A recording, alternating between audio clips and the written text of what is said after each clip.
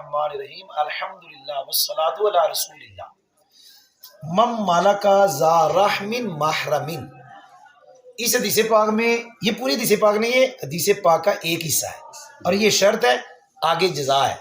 تو میں نے اتنی پڑھی اس لیے کہ میرا مقصد ہے محرم لفظ کا اعراب بتانا، ترکیب بتانا.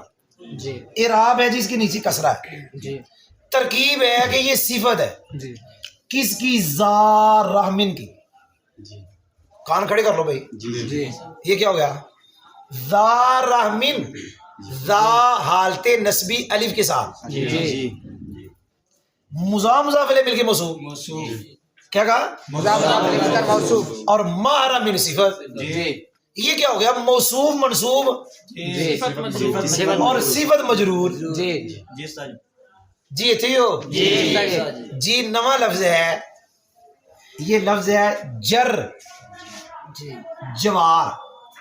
اس کو کئی کہتے ہیں جر علل جوار، اور جر جوار بھی کہتے ہیں. جر جوار، جر جوار یہ مطلب ہے کبھی لفظ پر اعراب وہ آتا ہے جو اس کے پچھلے پہ آیا ترکیب میں کچھ اور بن رہا ہے. کیا کہا؟ لیکن اعراب پچھلے لفظ کی وجہ سے آیا. اعراب لیکن ترکیب میں ایدہ ادھر تعلق کوئی نہ. اعراب پچھلے لفظ والا آیا لیکن اس کا تابع نہیں ہوں.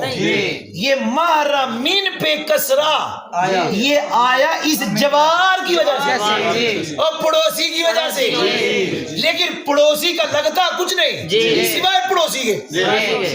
کوئی نہیں سمجھ آئی؟ پڑوسی کا کہ یہ اس کا پڑوسی ہے، وگرنہ ترکیب میں یہ ذا رحمن کی صفت ہے. جی کوئی سمجھ بھی آیا؟